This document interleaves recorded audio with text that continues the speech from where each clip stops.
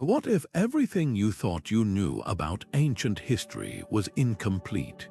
Picture the vast, uncharted oceans of the ancient world, where ships laden with treasures and technologies we're only beginning to understand sailed into storms, sank into oblivion, and took their secrets to the seabed. For centuries, these silent witnesses lay buried under layers of sand and time until modern explorers began to uncover them, and what they found has turned our understanding of human innovation upside down. These aren't just shipwrecks, they're time capsules, preserving devices so advanced, so precise, and so bewildering that they simply should not have existed in their eras. We're talking about intricate mechanisms that predicted celestial events, navigational tools that guided sailors across trackless seas with stunning accuracy, and engineering marvels that wouldn't be reinvented for over 1,000 years. Each of these artifacts tells a story, not of primitive societies stumbling toward progress, but of brilliant minds and skilled hands achieving what we assumed was impossible. In this video, we're going to explore 22 such incredible devices recovered from shipwrecks around the world. From the world's first analog computer, found in a 2,000-year-old Roman wreck, to a portable sundial so sophisticated it could adjust for latitude and season, these finds don't just fill gaps in history, they tear up the textbook and invite us to start over. What's even more fascinating is that each discovery raises new questions. Who were the innovators behind these technologies? How was knowledge shared or lost across cultures and centuries? And what does it say about us that we so often underestimate the curiosity and capability of those who came before? You're about to embark on a journey that will challenge your perception of time, progress, and human potential. We'll venture from the sunken harbors of the Mediterranean to the deep trade routes of the Indian Ocean, unearthing stories of ambition, disaster, and revelation. This isn't just a history lesson, it's a detective story, and you're invited to piece together the clues. So settle in, open your mind, and get ready to see the past in a whole new light. Now let's dive into the first and perhaps most famous of these enigmatic finds, the Antikythera Mechanism.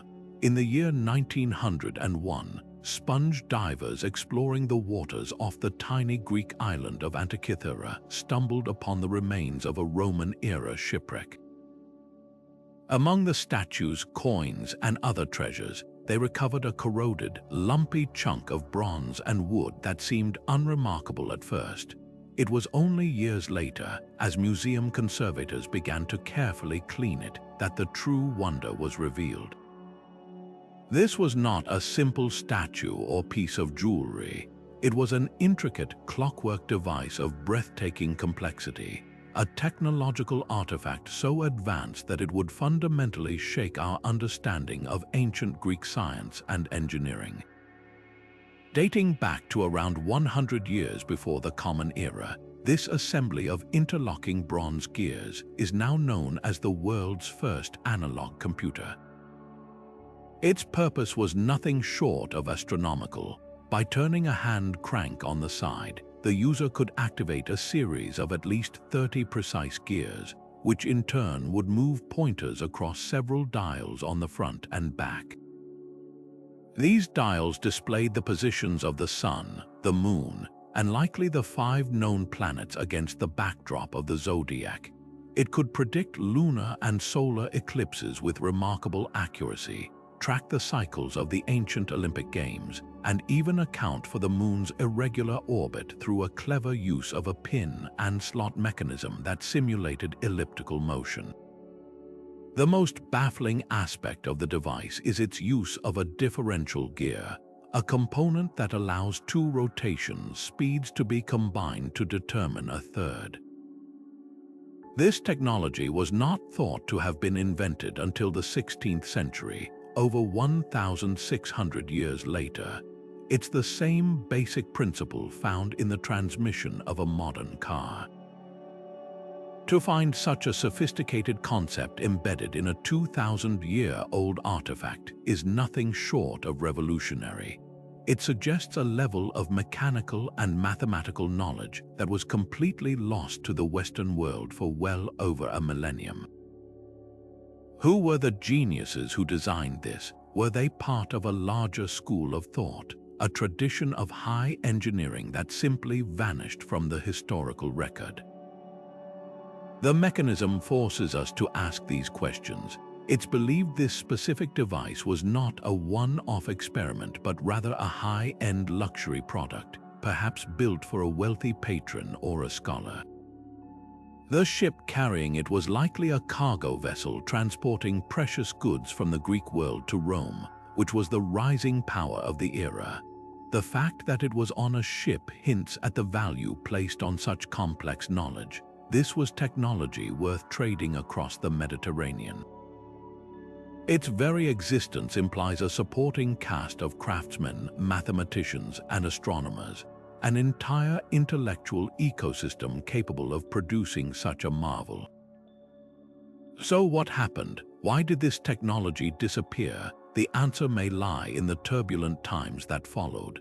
The rise of the Roman Empire, with its focus on civil engineering and military conquest, may have shifted priorities away from such precise scientific instrumentation.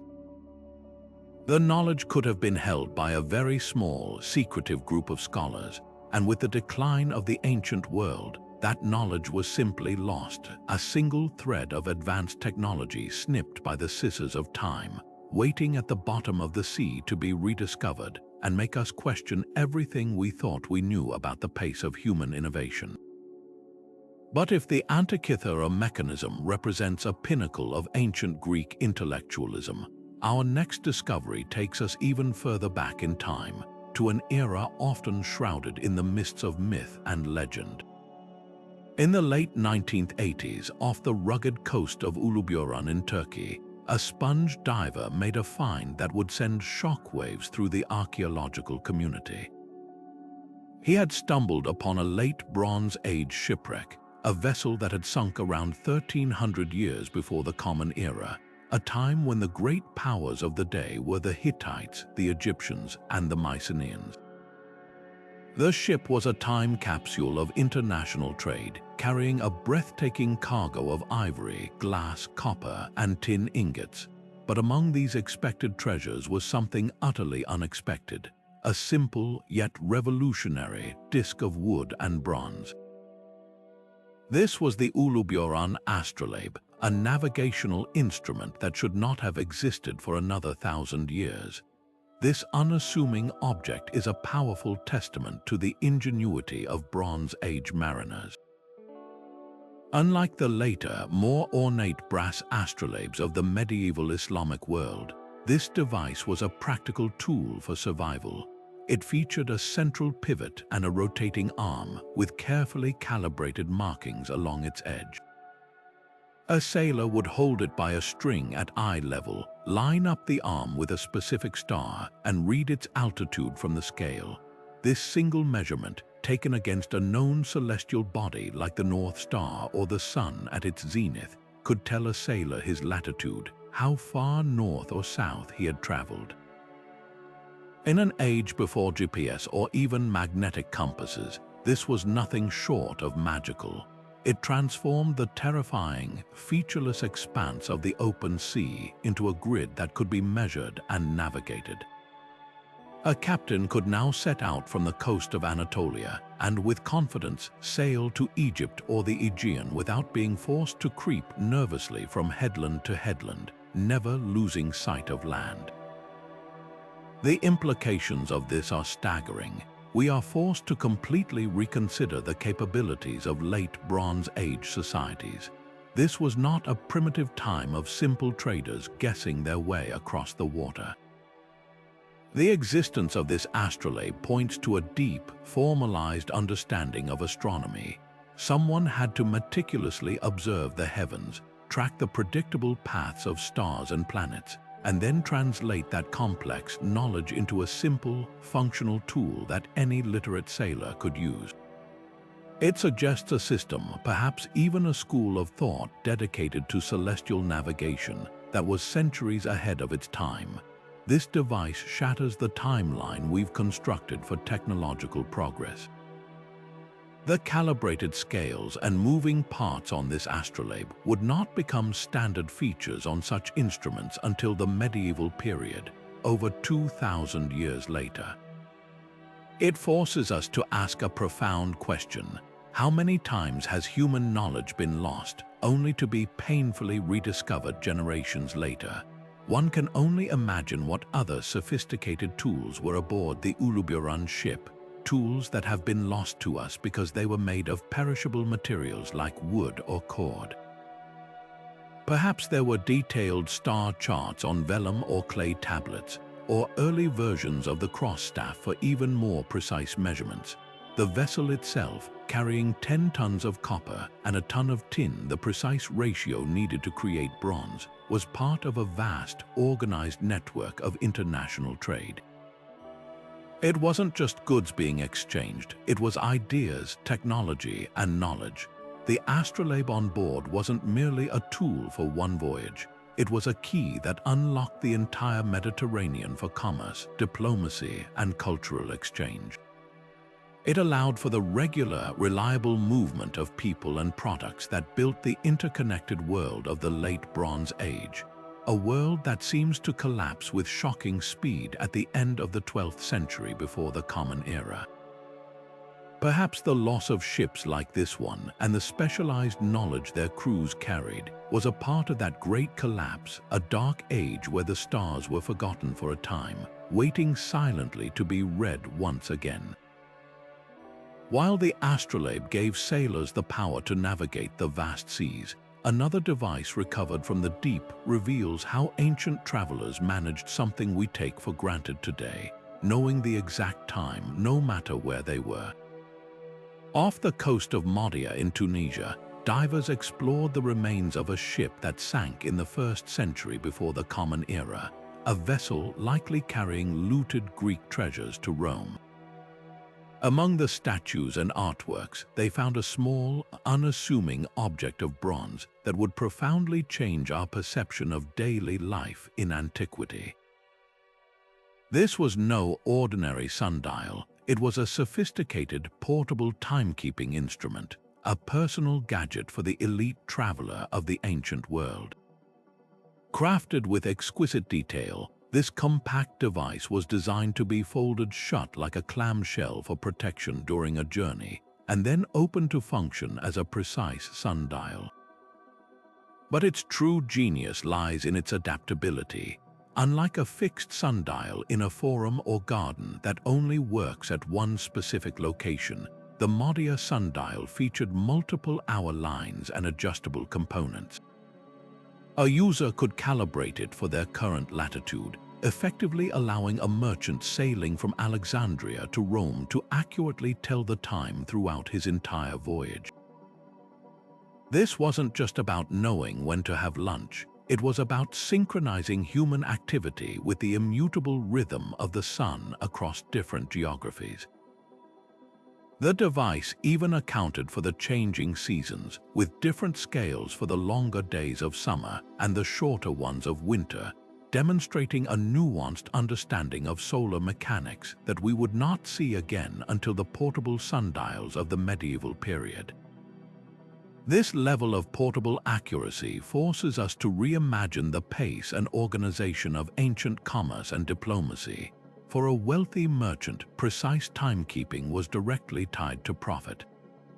Knowing the exact time allowed for coordinating meetings with business partners, timing market arrivals for the best prices, and managing the schedules of crews and slaves. For a government official or diplomat traveling across the empire, it meant the ability to maintain a schedule, to be punctual for appointments, and to operate with an efficiency that we previously associated only with much later eras. The existence of such a device suggests a society where time itself was a valuable commodity to be measured and managed, a concept that feels strikingly modern. The craftsmanship of the sundial itself also tells a story of specialized knowledge and luxury trade. This was not a mass-produced item. Its intricate engravings and complex design would have required a skilled artisan, likely working from a template provided by a mathematician or astronomer. It was a high-status object, a symbol of education and wealth for its owner. The fact that it was on a ship underscores how these sophisticated ideas and technologies were themselves valuable cargo, spreading not through military conquest but through the networks of trade and cultural exchange that knitted the Mediterranean world together. The loss of this beautiful object in a shipwreck is a small tragedy, but its recovery is a gift, offering a tangible connection to the practical, intelligent world of an ancient traveler for whom time, and the knowledge of it, was truly power. But if the Modia sundial speaks to the sophisticated timekeeping of the elite, our next discovery pulls us in a completely different direction, toward the very foundations of ancient industry and economy. Far from the gleaming bronze of astronomical devices, this find is a testament to the power of the humble, the everyday object that, upon closer inspection, reveals a revolutionary truth. In the serene waters near the Greek island of Dokos lies what is considered one of the oldest known shipwrecks in the world, a vessel that met its end over 4,000 years ago during the early Helladic period. For decades, archaeologists carefully sifted through its cargo of simple clay vases and storage jars, typical finds for a coastal trader. But then, they uncovered something extraordinary mixed among the pottery, the fragmented but unmistakable remains of a mechanical pottery wheel. This was not a simple turntable or a basic revolving platform. The design of the wheel fragments indicated a true mechanized system, likely utilizing a heavy stone flywheel that could be spun by an assistant or with a kick from the potter's foot. This momentum would allow the central platform to rotate at a consistent, controllable speed for extended periods. This technological leap is monumental. Before such a wheel, pottery was shaped by hand or with slow, hand-turned turntables, a method that limited both the symmetry of the vessels and the speed of production.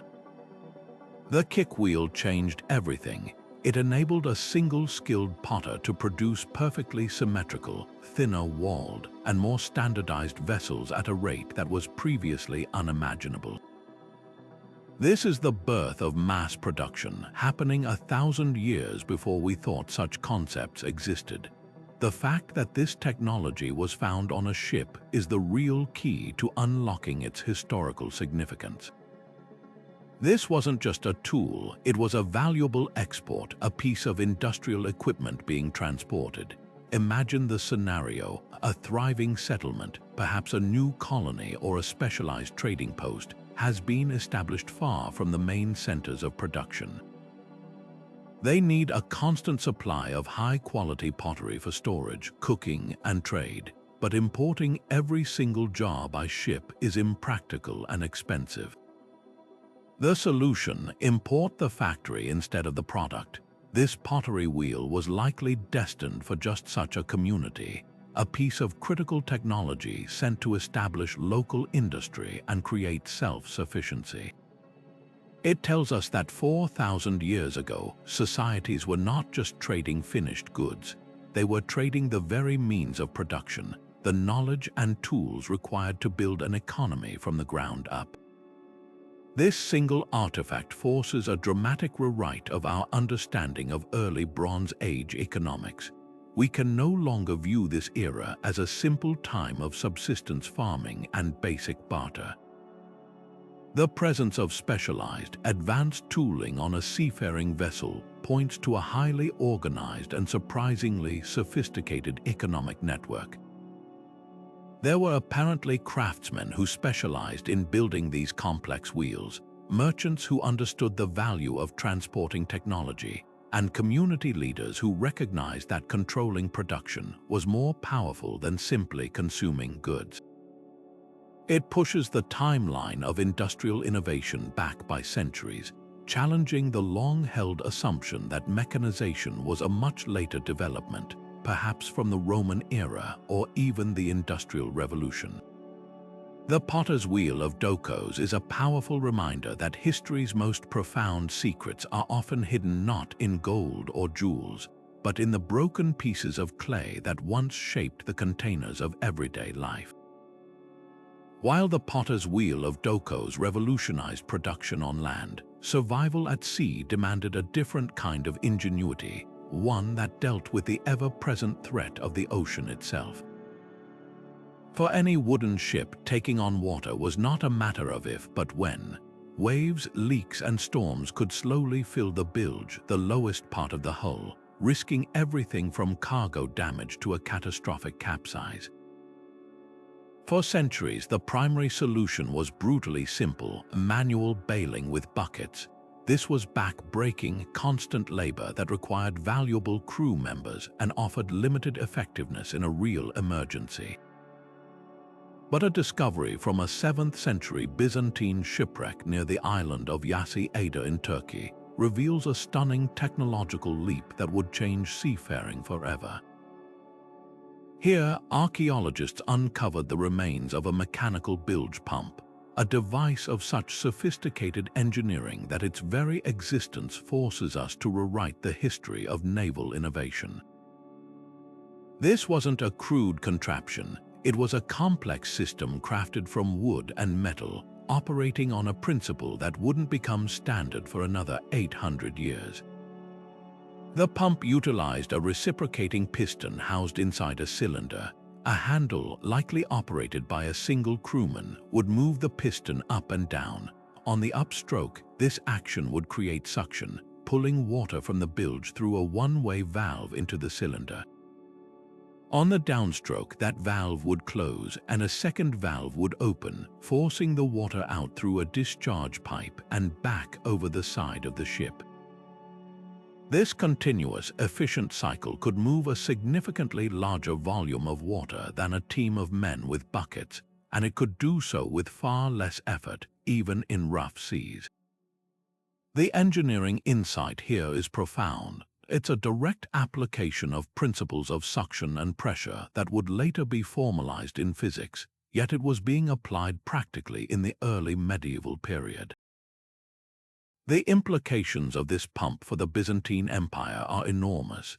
This was a civilization whose power and wealth were intrinsically tied to the Mediterranean Sea. Their capital, Constantinople, was a hub of global trade, and their navy was the primary bulwark against emerging threats. A device that made ships safer, more reliable, and capable of longer voyages without stopping to repair leaks was a massive strategic advantage. It meant merchant vessels could carry more valuable cargo with greater confidence, strengthening the economic arteries of the empire.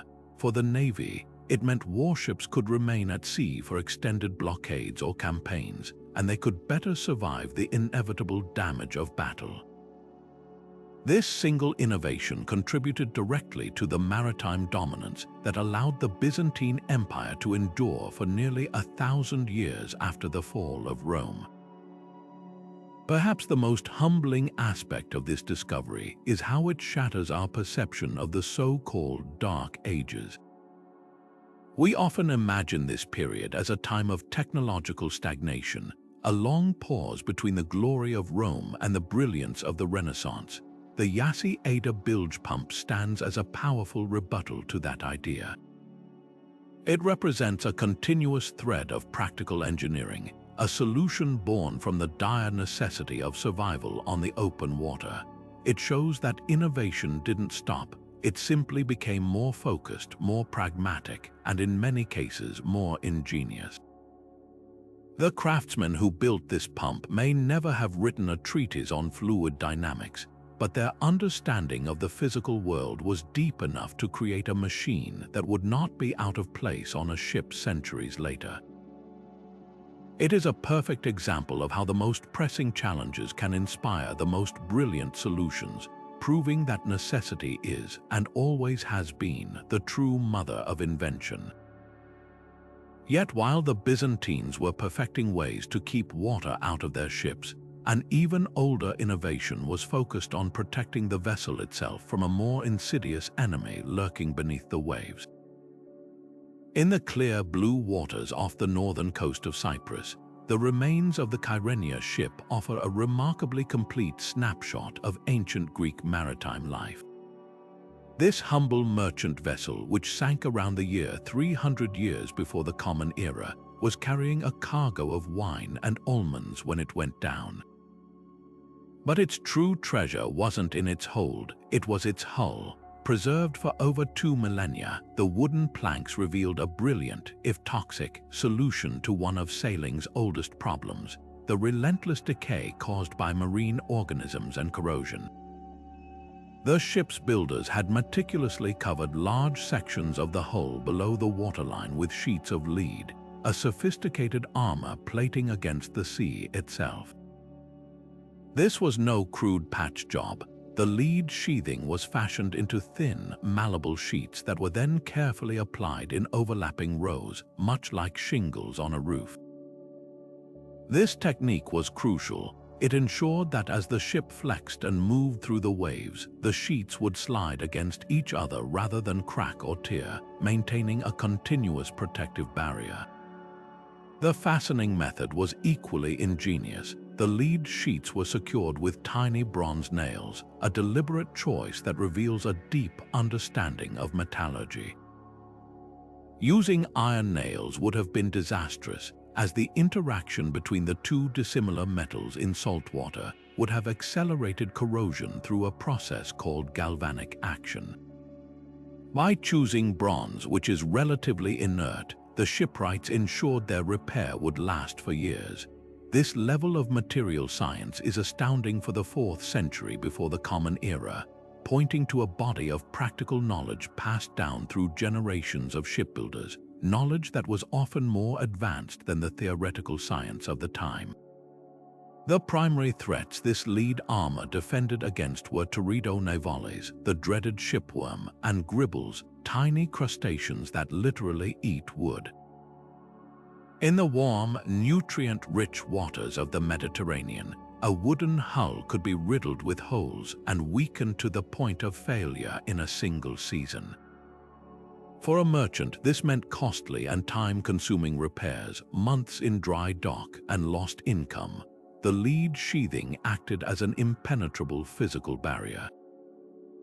Shipworms couldn't burrow through it, and gribbles couldn't access the wood. Furthermore, the lead's toxicity likely created a chemical zone around the hull that discouraged biological growth like algae and barnacles, which could slow a ship down significantly.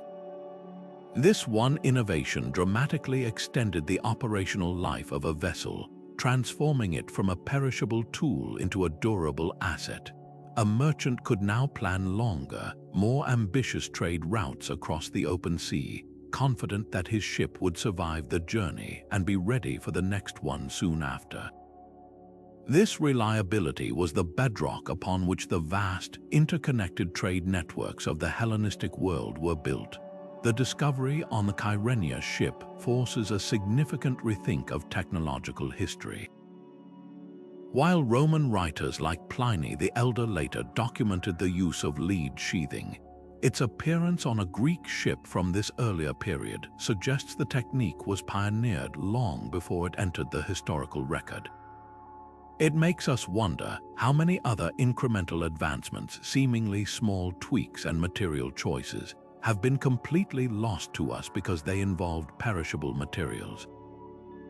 We have a rich archaeological record of stone monuments and fired clay pottery, but the equally sophisticated technologies of wood, rope, and textiles have largely vanished. The Kyrenia ship is a rare exception, a preserved moment that hints at a whole world of maritime innovation that we can only glimpse. It underscores that ancient economic power wasn't just built on grand inventions like the Antikythera Mechanism. but also on these quiet, practical victories, the incremental solutions that made ships faster, safer, and longer lasting, fueling the engines of commerce that drove the ancient world. While the lead sheathing of the Kyrenia ship protected the vessel from the ravages of the sea, navigating the featureless expanse of the ocean required a different kind of shield, one that guarded against disorientation and despair. For centuries, sailors had relied on the sun by day and the stars by night, but cloudy skies could turn a routine voyage into a terrifying journey into the unknown. A discovery from the depths of the South China Sea offers a stunning glimpse into the invention that would ultimately conquer this fear.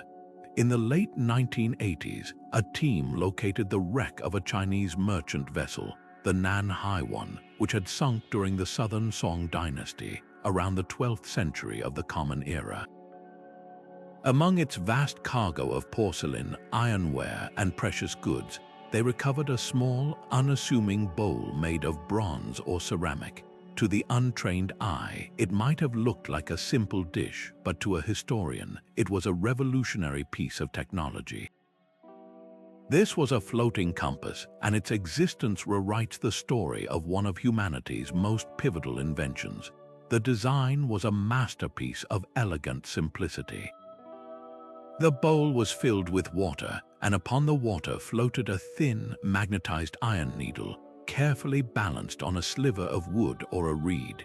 Once the needle settled, its north-south orientation would become clear, providing a constant, reliable reference point regardless of the weather or time of day.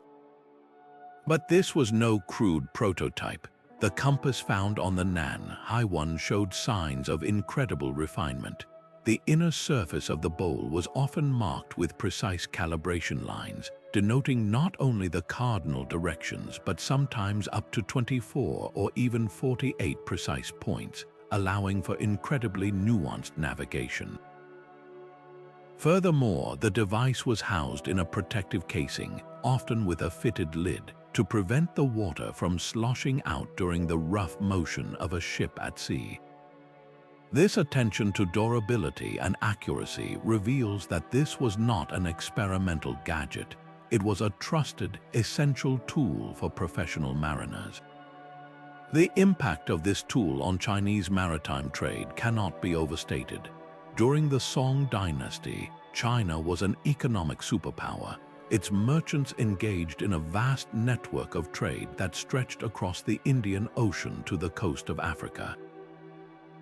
This was the true Silk Road of the sea, a watery highway carrying porcelain, silk, spices, and ideas. Before the compass, voyages were largely coastal, with sailors hesitating to lose sight of land for fear of becoming hopelessly lost. The floating compass changed everything.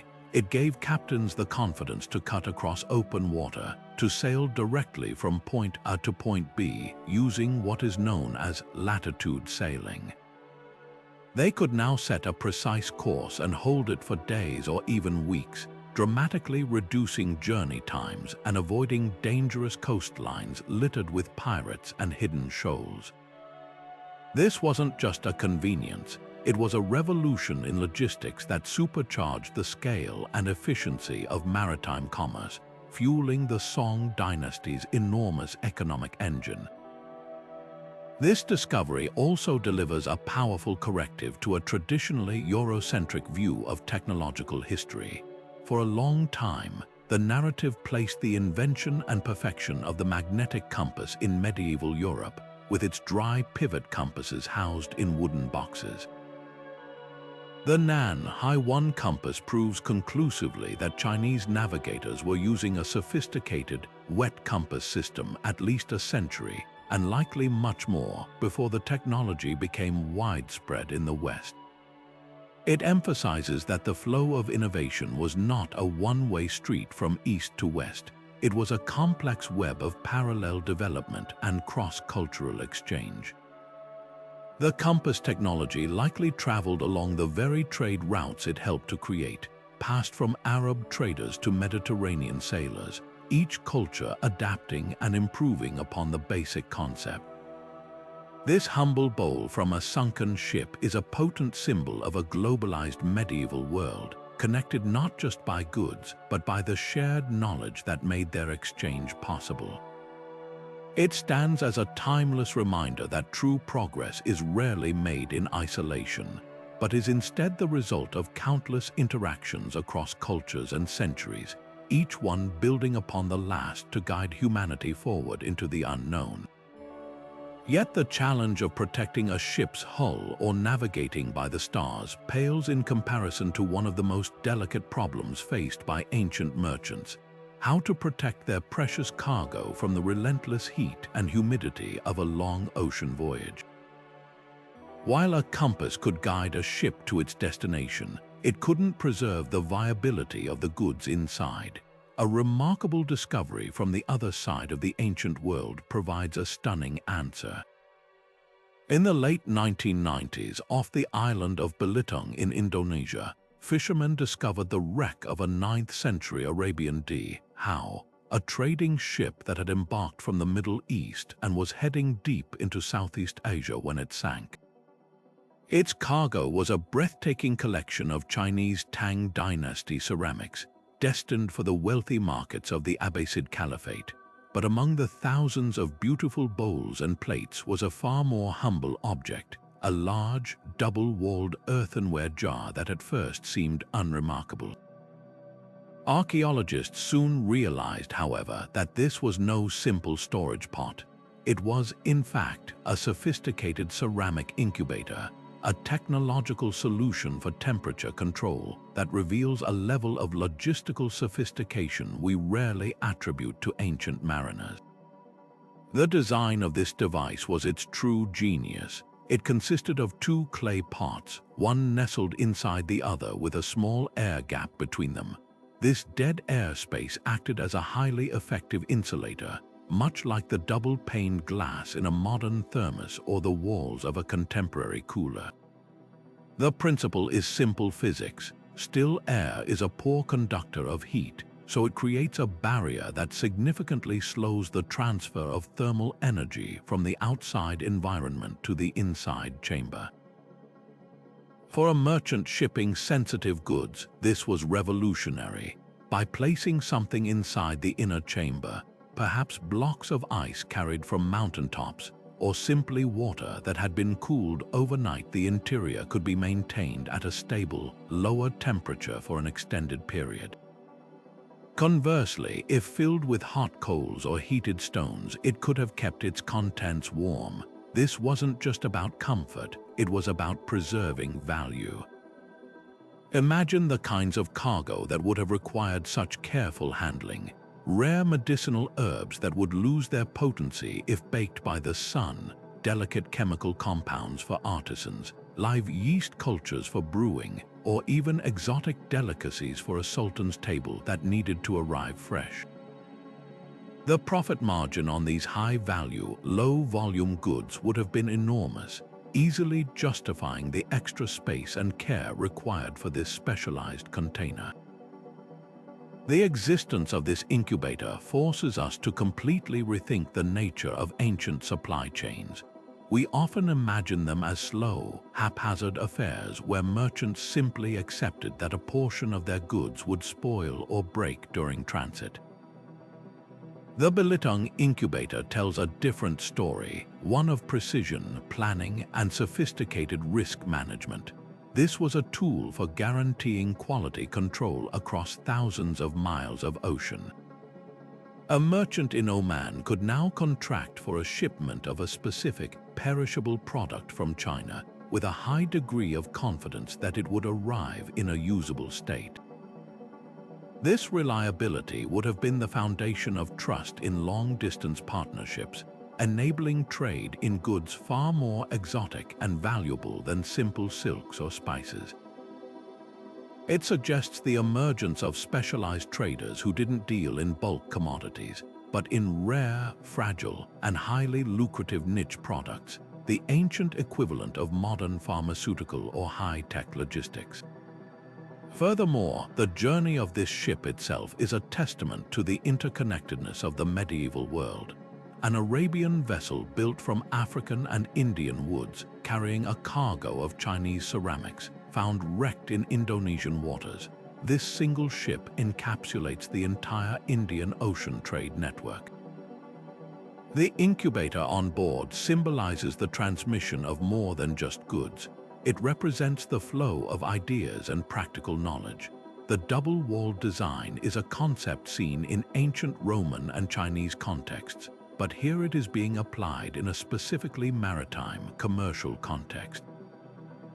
It shows how solutions to universal problems were adapted and refined by different cultures as they connected through trade. The anonymous merchant who owned this jar understood a fundamental truth that still drives global commerce today. The greatest value isn't always in the object itself, but in your ability to deliver that object in perfect condition to a market that desperately wants it. This simple clay pot, therefore, is more than just an ancient cooler. It is a fossilized piece of business acumen, a brilliant answer to one of trade's oldest challenges, proving that the drive for innovation has always been fueled by the timeless pursuit of profit.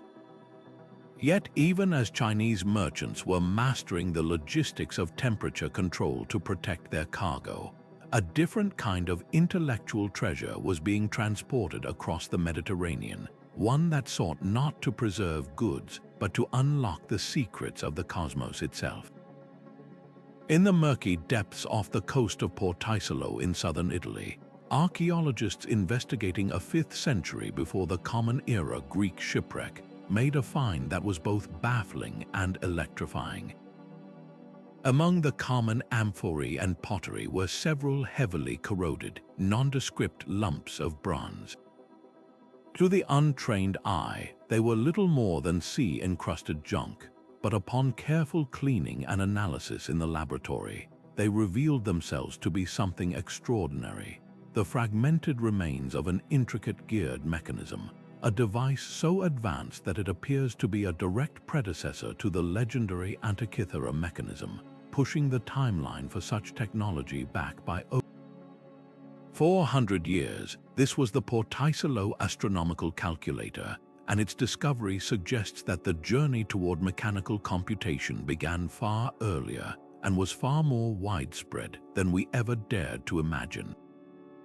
The fragments themselves are sparse, a collection of geared wheels, axles, and a plate bearing faint Greek inscriptions, but they speak volumes. The gears are precisely cut, with triangular teeth designed to mesh seamlessly with others, indicating a sophisticated understanding of ratio and motion transfer. The inscribed plate is believed to have served as a front door for the device, likely featuring scales and pointers that would have moved to display celestial information. While the Antikythera Mechanism is often described as a standalone miracle, the Portisolo fragments suggest it was not an isolated invention, but potentially the pinnacle of a long-standing tradition of building such devices. Imagine the implications. By the 5th century before the Common Era, nearly 100 years before Aristotle and 200 before Archimedes, Greek scientists and craftsmen were already experimenting with the principles of analog computation. They were translating abstract mathematical theories about the movement of the planets into tangible, bronze machines that could be held in the hand. This wasn't just theoretical philosophy, it was applied mechanical engineering of the highest order. The possible uses for such a device are as fascinating as they are varied. In an era deeply intertwined with the divine, one of its primary functions may have been religious. A portable computer capable of predicting lunar phases and the positions of specific stars could have been an indispensable tool for a traveling priest or oracle. It would allow them to determine the precise dates of sacred festivals, identify astrologically auspicious moments for rituals, or even predict eclipses, events that were often seen as terrifying omens from the gods. The ability to foretell such an event would have conferred immense power and authority upon the device's owner. Beyond the temple, its value for agriculture is equally compelling. For farmers, knowing the exact timing of the solstices and equinoxes was critical for planting and harvesting schedules. A device that could calculate these dates years in advance would have been worth its weight in gold, transforming the organization of an entire community's food supply. And of course, for navigation, a portable star tracker would have been a revolutionary aid for captains sailing beyond the sight of land, offering a level of celestial predictability that went far beyond simple star recognition. This leads us to the most tantalizing question of all: who were the brilliant minds behind this technology? The complexity of the gears and inscriptions points not to a lone genius tinkering in a workshop, but to a collaborative effort between scholars and metalworkers. It suggests the existence of secretive schools of thought, perhaps connected to Pythagorean cults or other philosophical societies that guarded their knowledge closely. These would have been places where advanced mathematics and astronomy were not just discussed, but were physically manifested into machinery. The fact that this device was on a ship is particularly revealing. It was clearly valuable enough to be transported, meaning there was a market or a patron for such extraordinary technology. Was it a custom-made device for a wealthy scholar in Magna Graecia? Was it a prototype being sent to a colleague for evaluation? Or was it perhaps a piece of contraband knowledge smuggled out of a secretive school? The ship itself, sailing from mainland Greece to the Greek colonies in Italy, was part of the intellectual bloodstream of the ancient world, carrying not just wine and oil, but the very seeds of the scientific revolution that would define Western thought. The loss of the Portaisolo calculator to the sea may have silenced its gears, but its recovery now allows it to speak across millennia, whispering of a hidden history of innovation that challenges our most fundamental assumptions about the pace of human progress. Yet, while the Portaisolo calculator represents the heights of ancient intellectual ambition, our next discovery brings us back down to the solid, practical deck of a ship, to the gritty reality of life at sea, where survival often depended not on stargazing, but on the strength of your tools and your own two hands. In the mid-1980s, off the coast of Kibbutz Mag and Michael in Israel, archaeologists uncovered the exceptionally well-preserved remains of a small merchant vessel from the 5th century before the Common Era. This wasn't a grand imperial galley or a treasure-laden royal ship. It was a working boat, a humble vessel that plied the local coastal trade routes. And among the personal effects of its crew, cooking pots, fishing weights, and a single wooden comb, they found an object that perfectly encapsulates the pragmatic genius of the ancient sailor. It was a single piece of forged iron, unassuming in its rusted state, but upon closer inspection, it revealed itself to be an ingenious multi-tool, a prehistoric Swiss Army knife designed to tackle a dozen different emergencies with a single, versatile implement. Crafted with a clear focus on utility, this tool was a masterclass in integrated design. The primary body formed a sturdy hammerhead, perfect for driving in wooden pegs or nails to secure a loose plank. One end was drawn out into a sharp, wedge-shaped blade that could function as a small axe or hatchet for cutting away damaged rigging or shaping a piece of replacement timber. The opposite end was curved and flattened into a powerful pry bar, ideal for levering open crates of cargo or, more critically, prying apart warped deck planks to access a leak below. Some analyses even suggest a notched area that could have served as a crude wrench for tightening fittings. This was not a tool for delicate artistry. It was a tool for brute force problem solving, designed to be grabbed in a moment of panic when the ship was taking on water or a storm was shredding the sails. Its compact, all-in-one form factor was utterly deliberate. On a small, crowded vessel where storage space was at an absolute premium, a single tool that could do the job of 4 or 5 was invaluable.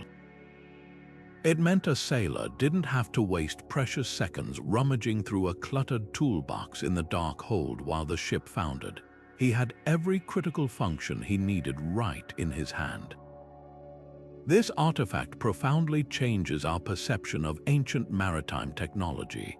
We often focus on the grand, sweeping innovations, the sails, the hull designs, the navigational instruments. The Mag and Michael multi-tool forces us to appreciate the micro-innovations, the small, incremental improvements that made daily life safer and more efficient. It speaks to a deep-seated culture of self-reliance and preparedness among ancient mariners. These men could not call for a tow or radio for help. They were their own rescue team.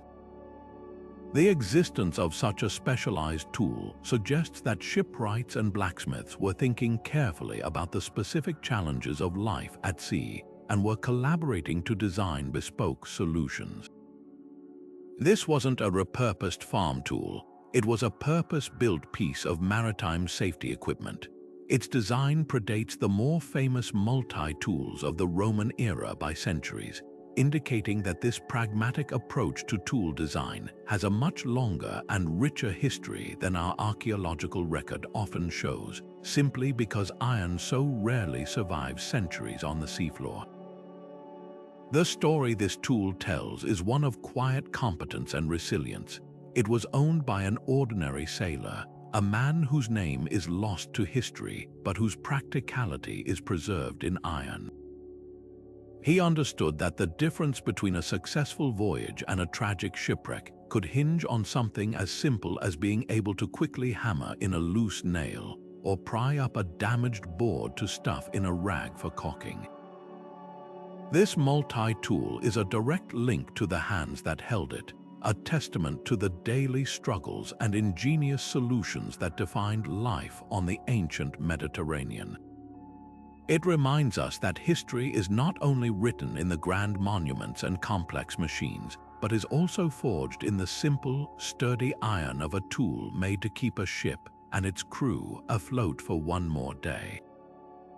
This remarkable fusion of Stone Age durability and mechanical ingenuity leads us to another stunning maritime innovation, this one discovered not in the busy waters of the Mediterranean, but in the ancient trade routes of the Indian Ocean.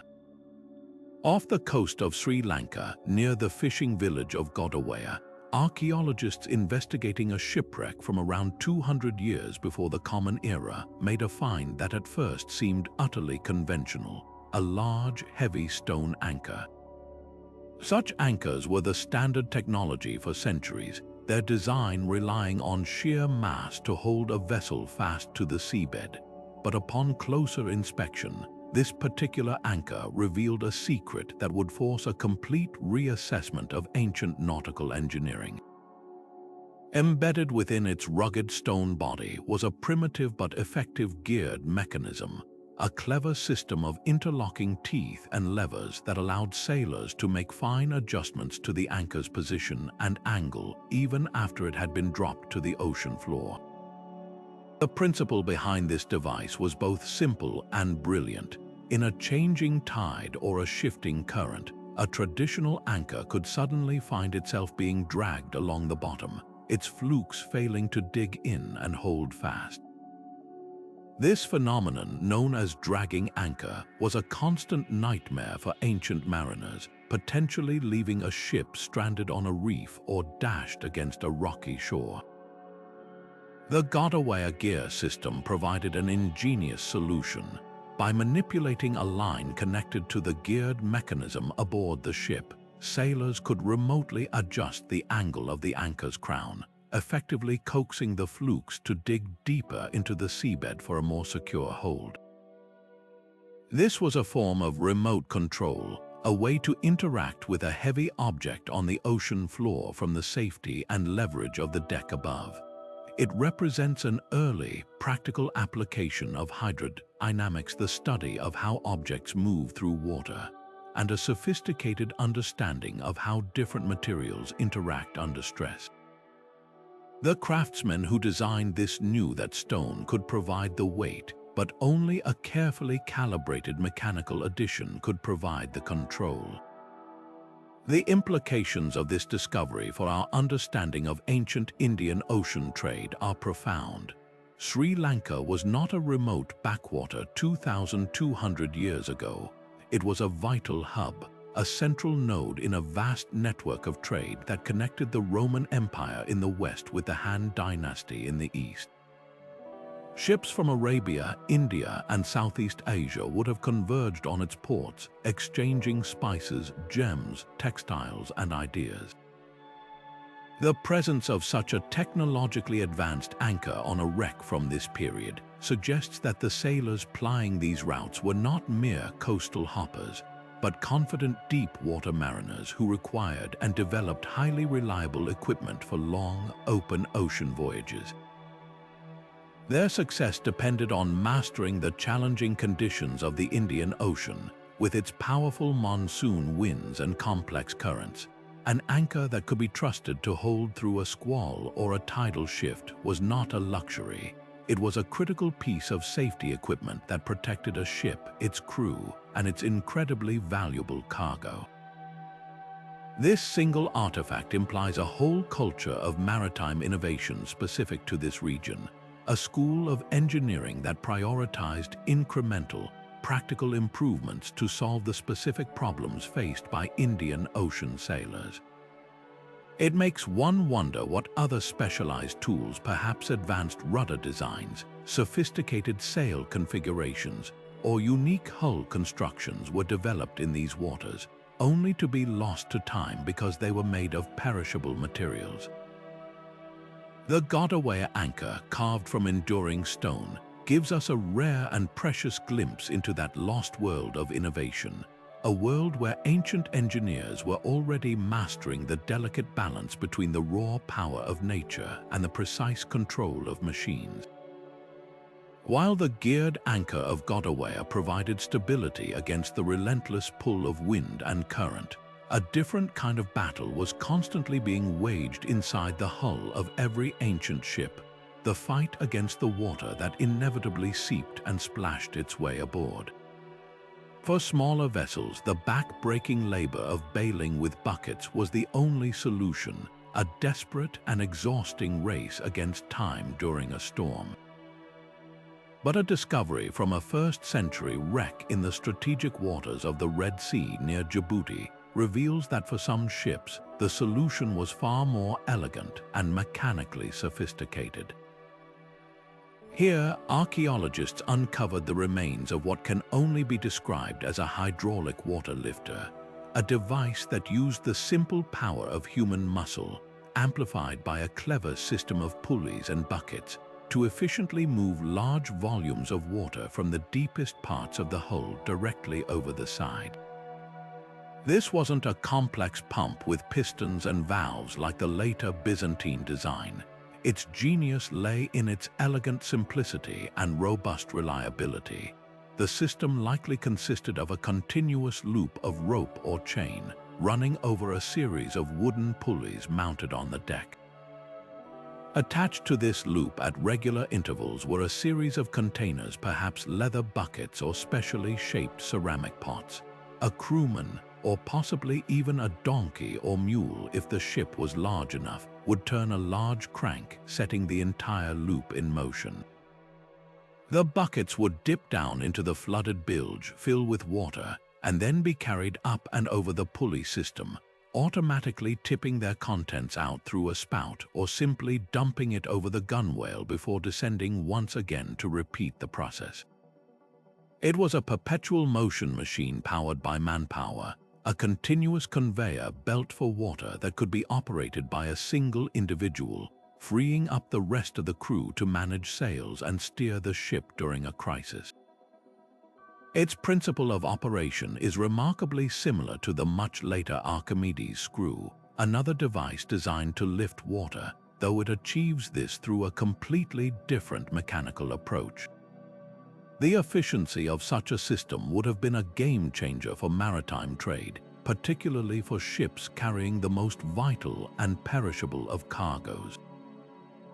Imagine a Roman merchant vessel, its hold packed with amphorae full of olive oil or sacks of Egyptian grain, setting out on the long journey from the Red Sea to India. This cargo was not just valuable, it was the lifeblood of cities, and it was extremely susceptible to spoilage from moisture. Even a small amount of water sloshing in the bilge could create a humid environment ripe for mold and rot, destroying an entire investment.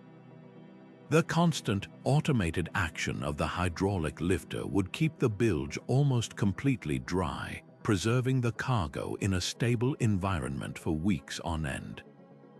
For ships carrying liquid cargoes like wine or fish sauce in large clay containers, the risk was even more direct. A rising water level in the hold could literally float the amphorae, causing them to crash into each other and shatter, resulting in catastrophic financial loss and a disastrously sticky mess.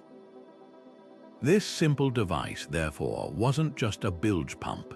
It was an essential instrument of economic risk management, a tool that protected capital and ensured the safe delivery of goods across vast distances. The location of this wreck in the Red Sea is itself a powerful clue to the story of technological exchange. This was a maritime crossroads, a bustling highway connecting the Roman Empire with the Arabian Peninsula, East Africa, and the distant kingdoms of India. A device like this waterlifter would have been immediately appreciated by sailors from any culture. Its utility was universal.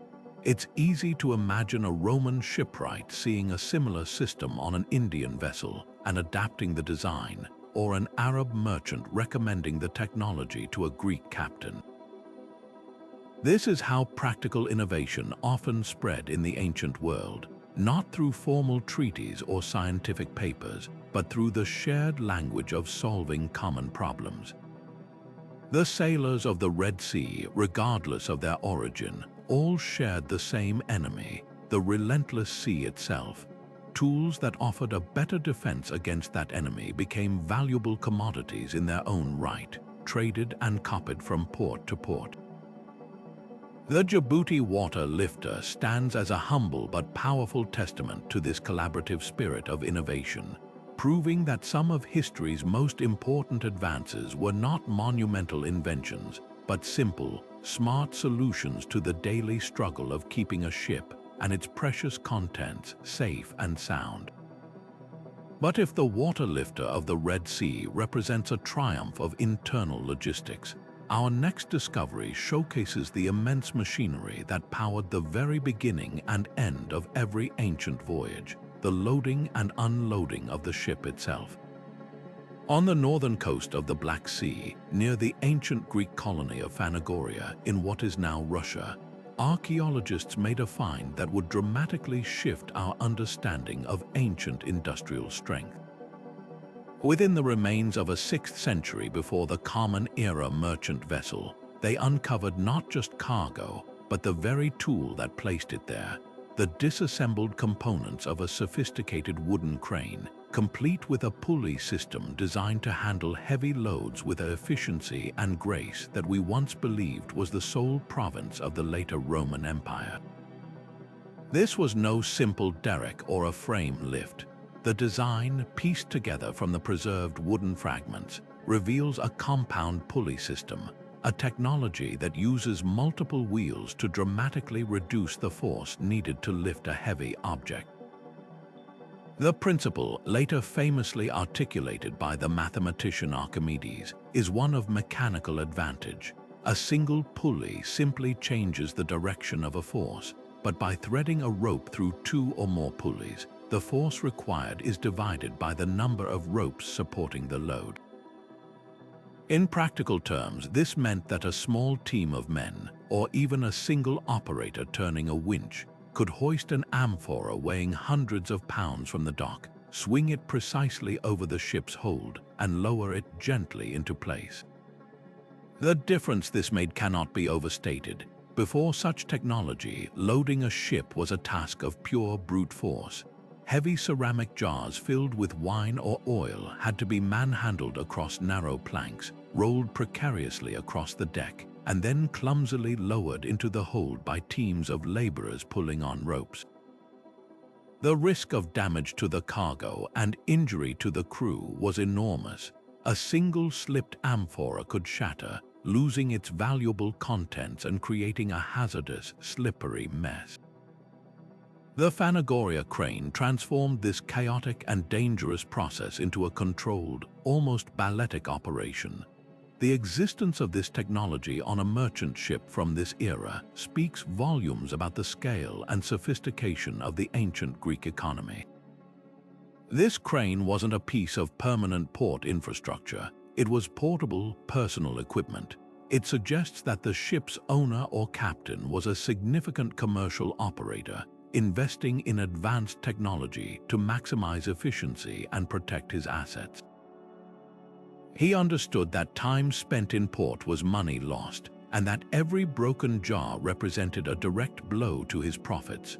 With this crane, his small crew could load or unload a cargo of hundreds of amphorae in a fraction of the time with far less risk. This efficiency had a ripple effect across the entire supply chain. A port equipped with multiple ships carrying such technology could turn around vessels much faster, increasing the total volume of goods that could move through the harbor. This wasn't just about one ship, it was about optimizing the entire engine of commerce. This discovery forcefully challenges the long-held narrative that the Romans were the first to master crane technology on an industrial scale. The Fanagoria crane predates the widespread Roman use of cranes by several centuries, pushing the timeline of this logistical revolution back into the archaic period of Greece. It forces us to reimagine the harbors of the ancient world not as primitive, crowded quaysides, but as organized, bustling centers of industry, echoing with the sounds of creaking wood and straining ropes as these machines tirelessly moved the goods that fed and supplied burgeoning cities. The Greek colonies of the Black Sea, like Fanagoria, were not remote outposts. They were vital links in a network that supplied the mother cities with grain, fish, and raw materials. The crane on this ship is a powerful symbol of that economic connection, a tool that literally lifted the wealth of the frontier and placed it into the holds of ships bound for the markets of Athens and beyond. It reveals an ancient world that was already thinking like modern logistics managers, obsessed with speed, safety, and scale, proving that the ambition to build a better machine is a drive as old as commerce itself. Yet the logistical genius of the ancient world wasn't confined to the efficient movement of goods. It extended to the very transformation of those goods at their destination, turning raw material into finished grandeur. In the waters off the southern coast of Sicily, near the town of Marzame, lies the wreck of a unique 6th century Roman ship that challenges our perception of late antique industry. This vessel wasn't carrying the usual amphorae of wine or sacks of grain. Its hold was packed with prefabricated architectural elements, columns, capitals, and beautifully carved slabs of pristine white marble. But among this stone treasure, archaeologists made a discovery that was far more revolutionary than the cargo itself: the remains of a large, mechanical marble-cutting saw, a piece of mobile factory equipment that reveals a stunningly sophisticated approach to construction and design across the vast Roman Empire. This was no simple handsaw. The recovered components point to a substantial frame saw, a powerful tool that would have been operated by either a water wheel if used on land or, more likely for its maritime context, by a manual crank system turned by crewmen.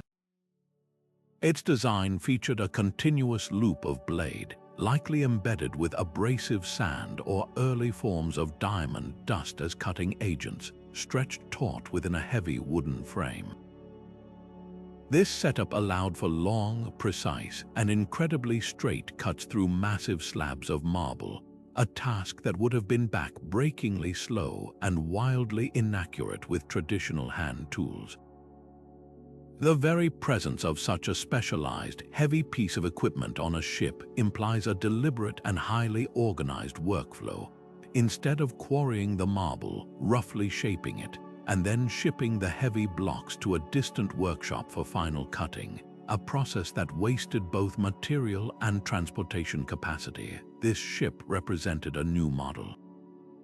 It carried semi-finished pieces and the means to complete them on site, a mobile stone cutting workshop that could sail directly to a construction project anywhere around the Mediterranean. The implications for the spread of art and architecture are profound. We often imagine the uniformity of Roman buildings, the similar temples, basilicas, and monuments found from Britain to Syria as the result of centralized production, with all pieces carved by local craftsmen working from identical pattern books. The Maze-Maison suggests a different, more dynamic process. A team of highly skilled specialists armed with their advanced tools could travel with the raw materials. This allowed for incredible flexibility and customization at the construction site itself. A foreman in North Africa, for instance, could order a standard set of columns from a quarry in Greece, but then, upon the ship's arrival, use the onboard saw and craftsmen to tailor the dimensions, fluting, or decorative elements to perfectly fit the specific needs of his local project, perhaps to accommodate an unexpected site condition or a last-minute change in design by a wealthy patron. This wasn't just mass production, it was mass customization on an imperial scale, enabled by portable industrial technology. The sophistication of the saw's design itself is a marvel that contradicts the traditional narrative of technological decline in the late Roman era. The precision of its tooth design and the engineering of its frame for maintaining tension under heavy load indicate a deep, retained knowledge of mechanics and material science. This level of toolmaking was a direct inheritance from the engineering prowess of the early empire, a testament to the endurance of specialized craft knowledge even as the political world around it began to fragment. The ship itself, sailing in the 6th century, was operating in a world that had seen the fall of the Western Roman Empire, yet here was evidence of a complex, technologically advanced economic network still thriving in the Mediterranean. This portable mill represents the resilient backbone of Roman infrastructure, the practical, profit-driven engine of commerce and construction that continued to function, adapting and innovating, even as empires rose and fell around it. It tells a story not of decline, but of enduring ingenuity, proving that the tools that built an empire were also capable of ensuring its legacy endured long after its political power had faded. Yet even as the Romans were revolutionizing construction with their portable saws, an earlier and arguably bolder maritime culture was mastering a far more fundamental challenge, navigating the terrifying, featureless vastness of the open sea without any landmarks to guide them. Off the coast of southern Spain, near the rocky outcrop known as Bajo de la Campana, divers exploring a Phoenician shipwreck from around 600 years before the Common Era made a discovery that would forever change our understanding of ancient exploration. Among the typical cargo of ivory, amber, and tin ingots, they recovered a small, unassuming sheet of bronze. Unlike the other treasures, this object's value was not in its material but in the knowledge etched onto its surface. It was a celestial navigation map, a detailed, portable guide to the stars that served as a lighthouse in the palm of a sailor's hand, and it predates any other such chart by hundreds of years. The craftsmanship of this map is a testament to the Phoenicians' sophisticated blend of art and science. The bronze plate was meticulously engraved with a series of dots, lines, and symbolic figures representing the most prominent stars and constellations visible from the Mediterranean. But this was no simple artistic rendition. It was a precision instrument. The relative positions of the celestial bodies are rendered with remarkable accuracy, and the map includes a series of fine, calibrated markings around its edge. These are believed to be a primitive coordinate system, allowing a navigator to measure the angular height of a specific star above the horizon, a critical piece of data for determining latitude. Most astonishingly, the map contains subtle indicators for seasonal variations. Certain star groups are highlighted or connected with lines that would have corresponded to their changing positions in the sky throughout the year. This reveals a profound, long-term understanding of astronomical cycles, knowledge that could only have been compiled through generations of meticulous observation and recorded over centuries. This was not a one-off creation. It was the product of an organized, scholarly tradition dedicated to mastering the heavens. The possession of such a tool fundamentally explains how the Phoenicians, a people from a narrow strip of land in the modern-day Levant, could become the undisputed lords of the ancient Mediterranean and the pioneers of the Atlantic frontier.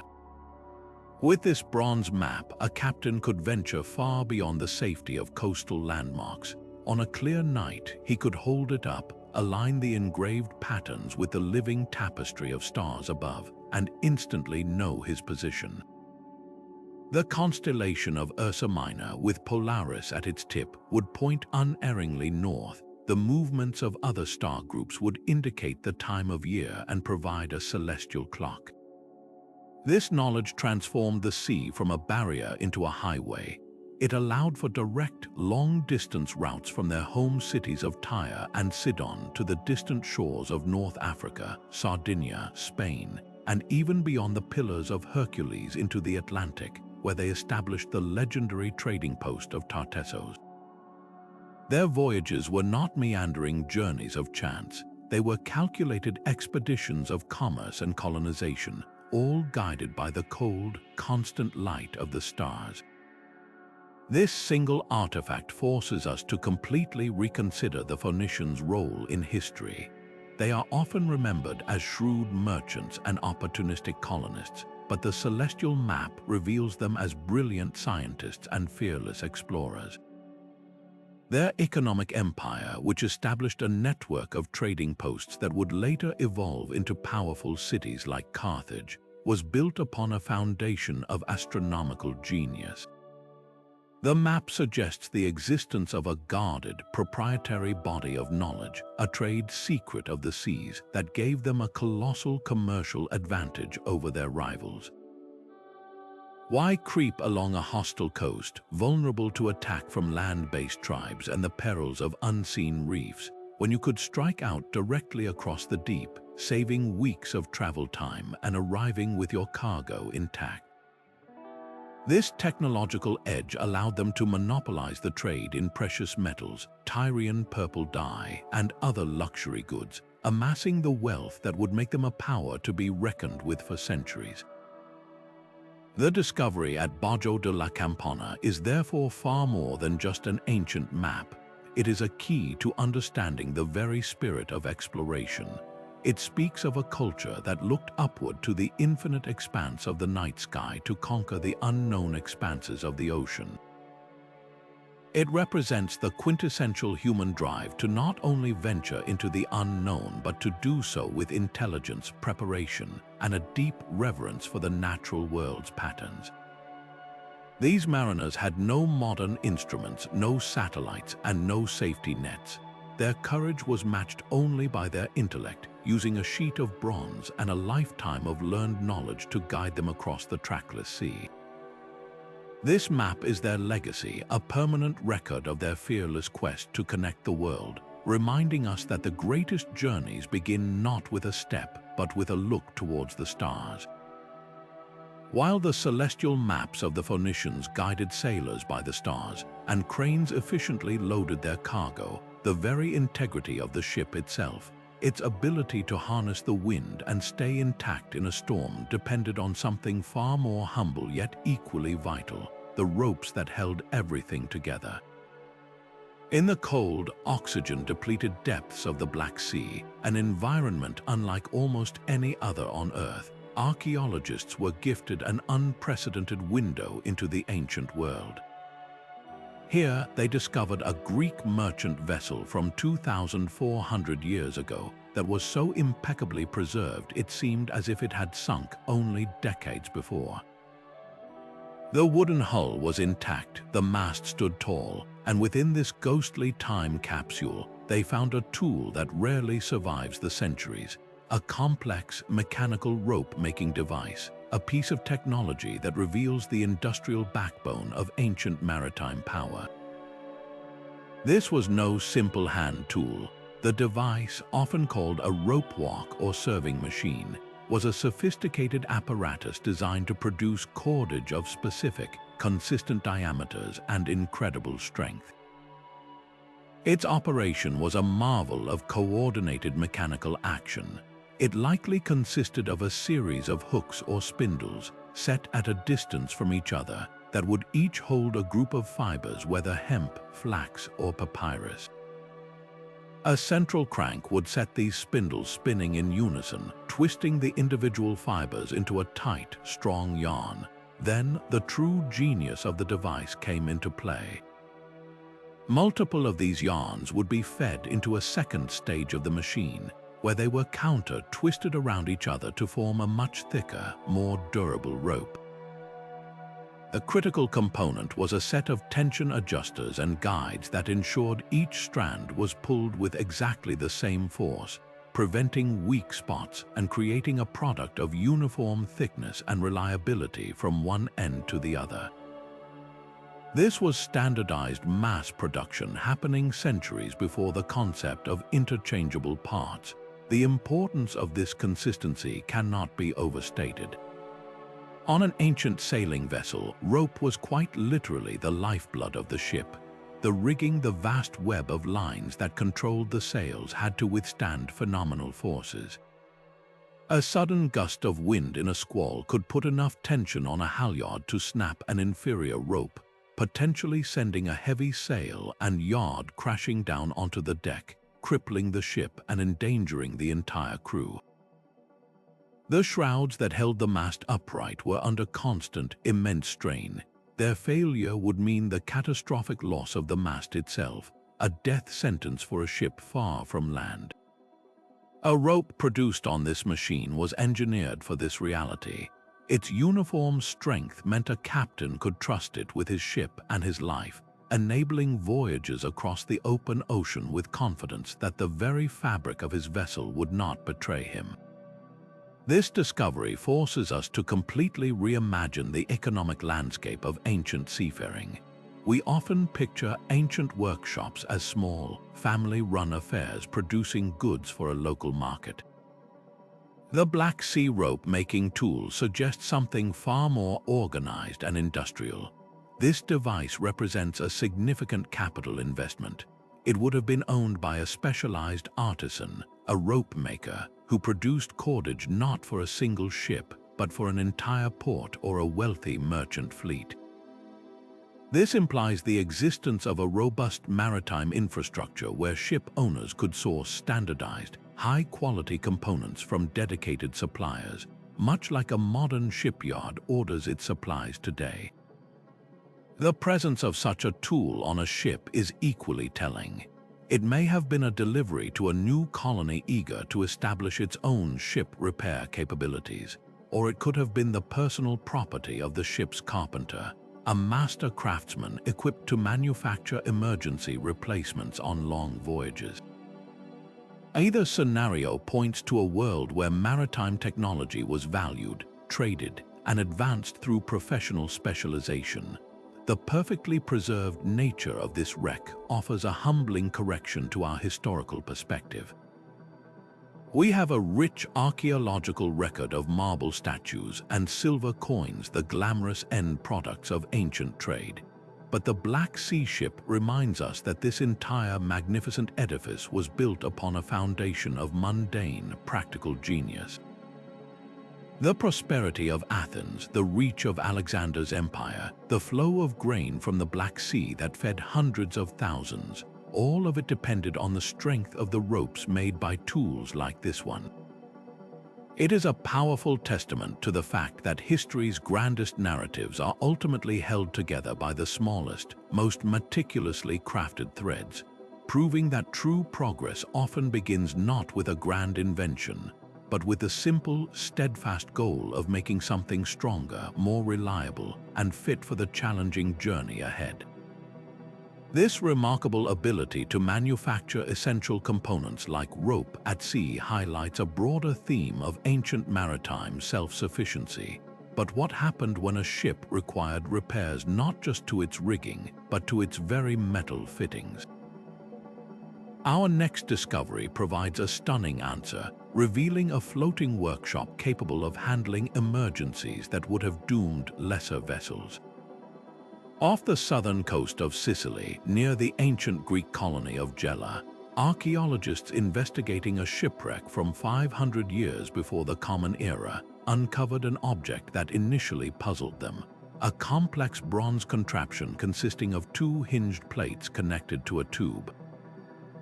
After careful analysis, they identified it as a double-action bellows, a piece of metalworking equipment so advanced that its very presence on a merchant ship forces us to completely reimagine the technical capabilities of ordinary sailors in the ancient world.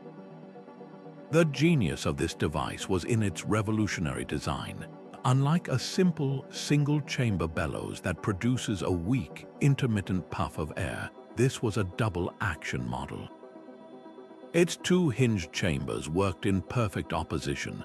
As one chamber was compressed, forcing its air out through the central tube, the other was simultaneously expanding, drawing in a fresh breath of air. This created a continuous, steady, and powerful stream of oxygen, the absolute essential ingredient for achieving the high temperatures required for serious metalwork. By directing this concentrated blast into a small, well-insulated furnace, a skilled crewman could generate heat intense enough not just to soften metal, but to actually smelt it, to liquefy copper or bronze for casting entirely new objects. This transforms our image of an ancient ship's hold from a simple storage space into a potential mobile forge, a compact repair shop sailing the high seas. Consider the profound implications of this for a moment. A merchant vessel on a months-long journey from Greece to the trading posts of Italy or North Africa was utterly isolated. If a critical metal component failed, a bronze rudder fitting shattered against a reef, an iron anchor stock cracked, or a vital tool broke, it was a catastrophe. Without the ability to repair it, the ship could be disabled, its voyage ruined, and its crew left stranded. The Jela Bellows changed that equation entirely. It granted a ship and its crew a powerful form of independence. They were no longer at the mercy of every accident. They possessed the means to fight back. A skilled metalsmith aboard could use this tool to forge replacement nails, recast a broken pulley hook, or even braze cracks in stressed metal components. This wasn't just about convenience, it was a monumental leap in safety, durability, and ultimately, economic reliability. A captain equipped with this technology could confidently sign contracts for longer, more dangerous routes, knowing his vessel carried the seeds of its own salvation within its hull. This technological leap also sheds new light on the nature of ancient naval warfare. While the Jela ship was a merchantman, the same principle would have been invaluable aboard a warship. In the heat of battle, a trireme could suffer damage to its bronze ram, its oarlocks, or the metal reinforcements along its hull. The ability to perform emergency repairs at sea, or at least in a distant cove far from a friendly port, could mean the difference between returning to fight another day and being captured or sunk. The double-action bellows provided that capability, offering a tactical advantage that historians had never before attributed to fleets of this era. It suggests a level of logistical planning and technical support for naval operations that is incredibly sophisticated for the 5th century before the Common Era.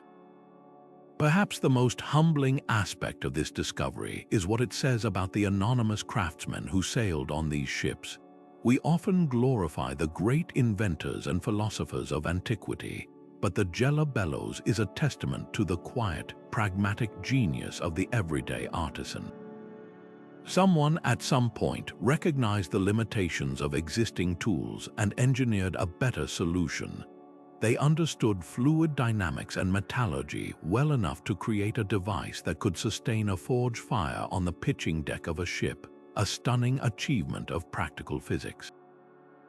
This wasn't knowledge from a scroll, it was knowledge from the workshop, earned through trial and error, and then passed down through generations of shipwrights and smiths. It represents a vast, undocumented ocean of technical skill that supported the glittering heights of ancient civilization, proving that the true engine of history is often found not in the palaces of kings, but in the hands of resourceful craftsmen solving problems in the most isolated and challenging environments imaginable. While the double-action bellows of the Jela ship provided the vital air needed for onboard metalworking, the actual task of shaping and joining wood and metal required a different kind of specialized tool, one that could cut with precision and power. Far earlier than the Jela wreck, another discovery off the coast of Turkey reveals just how deep the roots of this maritime engineering tradition truly go. The Cape Jelladonia shipwreck, dating to around 1200 years before the Common Era, is a window into the volatile and interconnected world of the Late Bronze Age. This was an era of legendary empires and mysterious sea peoples, a time when the entire Mediterranean economic system was on the brink of a dramatic collapse. Amidst the ship's cargo of copper and tin ingots, the raw materials of the Bronze Age itself, archaeologists found a tool that was far more valuable than its humble appearance suggested. A sturdy, bow-driven drill made of copper, a prototype of a technology that would become fundamental to shipbuilding for millennia to come. The design of this drill was a masterpiece of efficient physics. It consisted of a central drill bit, likely made of a harder bronze alloy for cutting, mounted in a spindle. A cord was wrapped around this spindle several times, and each end of the cord was then attached to the ends of a curved bow. The operator would move the bow back and forth, much like a violinist, causing the spindle to rotate first in one direction and then the other. This simple, reciprocating motion transferred the broad, easy movement of the arm into a rapid, powerful rotation of the drill bit, allowing it to bite into wood, soft stone, or even metal with far greater speed and control than could ever be achieved by hand twisting. The bow itself acted as a spring, keeping tension on the cord to ensure it didn't slip, making the entire system both robust and remarkably efficient. This was not a crude first attempt. It was a refined tool, its form perfected through generations of use, representing a significant investment of specialized knowledge and craftsmanship. The presence of such a specialized tool on a seafaring vessel speaks directly to the advanced state of shipbuilding and repair in this period. A ship's hull was a complex mosaic of planks, carefully joined together and sealed. The construction and maintenance of such a vessel required thousands of precisely drilled holes for wooden pegs, known as tree nails, and for lashings that held the planks tight. Using a simple hand held awl for this task would be agonizingly slow and inconsistent, resulting in a weaker hull. The bow drill changed everything. It allowed a shipwright to quickly and accurately bore clean, uniform holes through thick timber, ensuring a perfect fit for fasteners and creating a hull that was both strong and flexible enough to withstand the punishing forces of the open sea. This single tool, therefore, was a direct enabler of the long-distance maritime trade that defined the Late Bronze Age. The very existence of the Cape Jelladonia ship, carrying tons of metal across the eastern Mediterranean, was made possible by the precision of the drills used to build it. Perhaps the most fascinating aspect of this discovery is what it tells us about the silent exchange of technology across cultures. The Cape Jelladonia ship is believed to have been operated by a Near Eastern crew, possibly Cypriot or Syro-Canaanite merchants. The bow drill, however, is a technology with origins that are difficult to pin down, appearing in various forms in Egyptian, Mesopotamian, and Aegean contexts. Its presence on this specific ship suggests that the tool, and the sophisticated knowledge of its use, was not the proprietary secret of any one culture, but was instead a piece of shared technical language among the maritime communities of the Mediterranean. A sailor or shipwright could have learned the design in one port, seen an improvement on it in another, and carried that new knowledge to the next, creating a continuous cycle of incremental innovation that transcended political borders and language barriers. The drill is a physical symbol of this interconnectedness, a testament to the fact that even in an age often portrayed as fragmented and mysterious, the practical minds of craftsmen were building networks of knowledge that were every bit as complex and far-reaching as the trade routes they sailed. This humble tool, therefore, is far more than just an ancient artifact. It is a key that unlocks a new understanding of the late Bronze Age world. It reveals a landscape not of isolated, warring kingdoms, but of a deeply integrated international system where the exchange of goods was underpinned by a constant, fluid exchange of ideas and practical skills. The collapse of this world at the end of the 12th century before the Common Era was one of history's great catastrophes, leading to the destruction of cities, the disappearance of writing systems, and a dramatic simplification of culture. The bow drill from Cape Jelladonia, resting on the seabed for over 3,000 years, is a silent witness to that lost world of connectivity. It reminds us that the foundations of our globalized world were not laid in the modern era, but were forged long ago in the workshops and on the decks of ships that sailed between continents, carrying not only cargo but the very tools and techniques that built civilization itself. But if the drill from Cape Jelladonia represents the quiet, meticulous work of shipbuilding, our next discovery speaks to the noisy, urgent need for communication on the open water. In a find that continues to baffle historians, an ancient Roman shipwreck was discovered off the coast of Punta Cana in the Dominican Republic, a location that itself raises profound questions about the extent of Roman seafaring. Among the artifacts recovered from this first-century Common Era vessel was a long, elegantly tapered tube of bronze, expertly crafted into a powerful acoustic signaling device. This was no ceremonial trumpet. Its design reveals a sophisticated understanding of sound physics, engineered to project a loud, low-frequency blast that could carry for miles across the open ocean, cutting through howling wind and thick fog to deliver a vital message. The engineering behind this horn is a marvel of ancient acoustics. Its elongated, conical shape is precisely calculated to amplify the vibrations created by a sailor's embouchure, the way he positioned his lips and controlled his breath into the mouthpiece. This design selectively reinforces lower sound frequencies, which have the unique property of traveling much farther than high-pitched sounds with less distortion from the environment. A modern physicist would recognize the principle. Lower frequencies have longer wavelengths, allowing them to diffract around obstacles and penetrate through atmospheric interference like mist and rain. The Roman craftsmen who made this horn may not have articulated the math behind it, but through generations of empirical trial and error, they had perfected a tool that leveraged these very laws of nature. It was, in essence, a pre-industrial foghorn, a technology for safety that wouldn't be formally reinvented for another 1,800 years. On the bustling and often treacherous maritime highways of the ancient world, such a device was not a luxury, it was a critical piece of safety equipment. Imagine a dense fog bank rolling across the Mediterranean, a common occurrence that could instantly reduce visibility to zero. In such a whiteout, a large merchant ship became a blind giant, vulnerable to colliding with other vessels, running aground on an unseen shore, or being struck by a smaller, faster boat that couldn't get out of the way. The acoustic horn provided a solution. One long, sustained blast might signal, "I am here," a warning to other ships to keep their distance. A series of short, urgent notes could indicate distress or a call for assistance.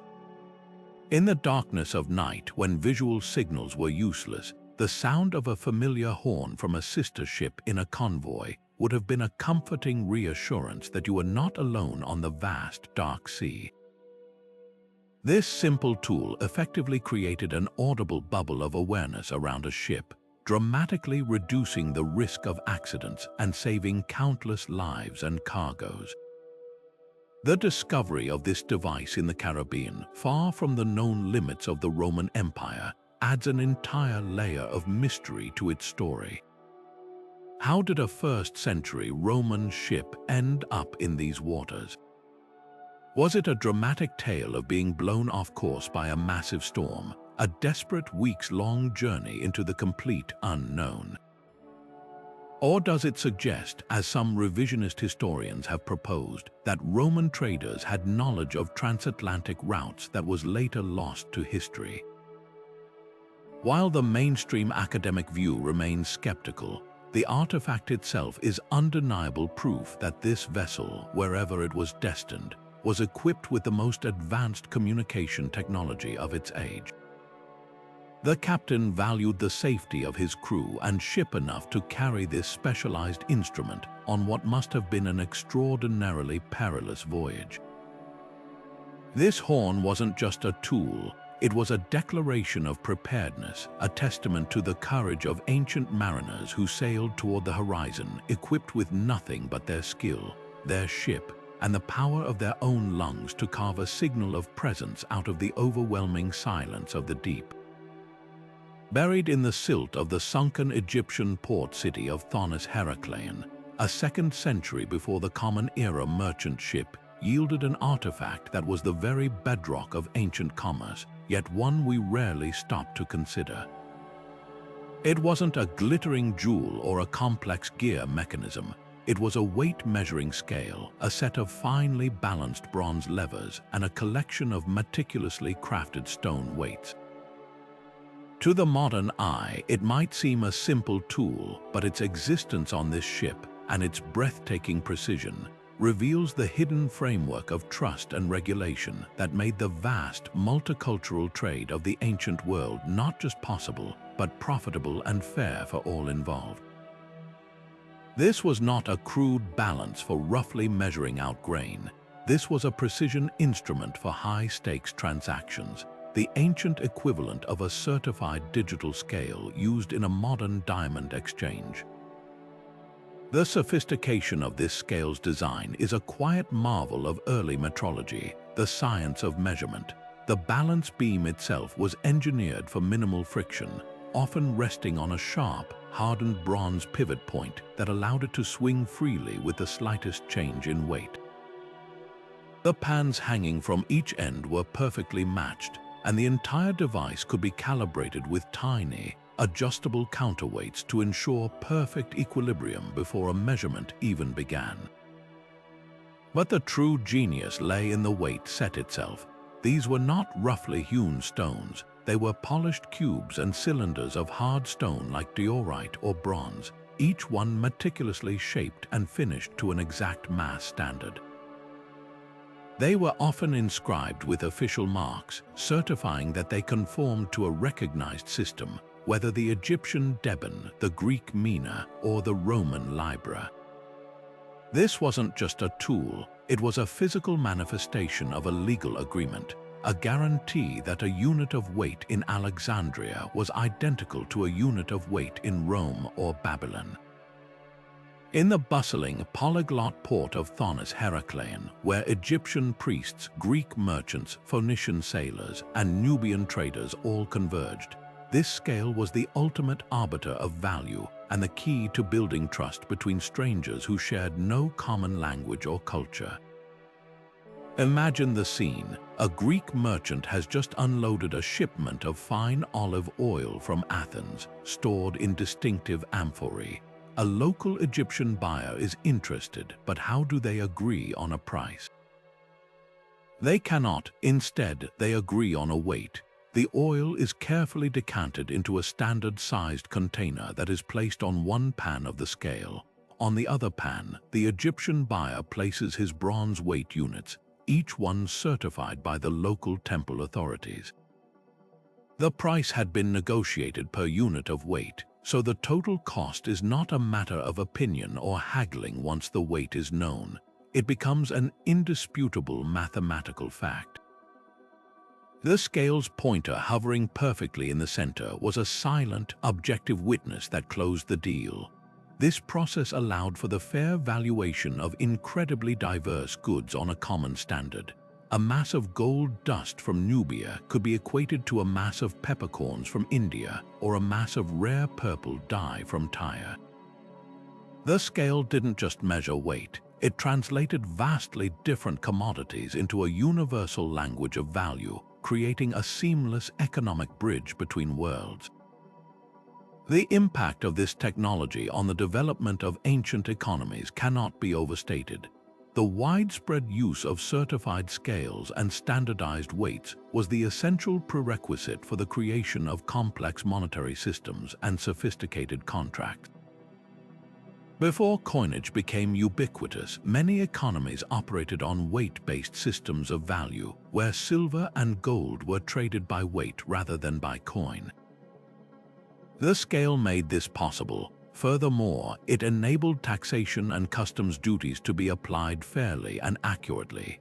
A port official in Thonis, Heraclane, could use an officially sanctioned scale to assess the value of a ship's cargo, calculating the duty owed to the pharaoh based on the precise weight of the goods, not on a guess or a corruptible estimate. This built confidence in the entire commercial system, encouraging more trade and attracting more merchants, which in turn brought more wealth and goods into the city. The humble scale was therefore a powerful engine of economic growth and a critical tool of governance, its balanced arms symbolizing the ideal of fairness and transparency that was necessary for civilization to flourish. It proves that some of the most profound revolutions in human history were not launched by weapons, but by weights and measures, by the simple, powerful idea that a fair measure benefits everyone and builds a world where even strangers can do business with confidence. Diving into the cool, clear waters off the coast of Malta, archaeologists exploring the Ex-Lendy shipwreck expected to find the usual artifacts from a vessel that sank around 700 years before the Common Era. Pottery, perhaps some personal effects, the standard remnants of ancient trade. What they recovered, however, was a small, unassuming object of baked clay that would profoundly challenge our perception of ancient literacy and the very nature of everyday tools. It was a loom weight, a common object found across the ancient world, typically used to hold tension on the vertical threads of a warp-weighted loom. But this one was different. Etched into its surface was a complex series of lines, dots, and symbols that, after careful study, were revealed not to be decorative patterns, but a sophisticated inscription containing what appear to be navigational coordinates or a schematic star chart. This humble clay disc, a tool for the domestic craft of weaving, had been transformed into a portable repository of astronomical knowledge, a secret guide to the heavens masquerading as a mundane object. The implications of this dual purpose are staggering. It suggests a world where advanced knowledge was not always confined to temples, royal courts, or expensive bronze devices like the Antikythera Mechanism. Instead, it could be embedded in the most ordinary items carried by ordinary people.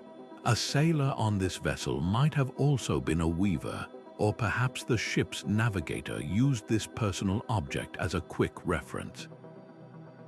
The act of weaving itself, with its complex patterns of over and under, is a form of mathematics and pattern recognition, a skill set that would naturally complement the precise calculations needed for celestial navigation.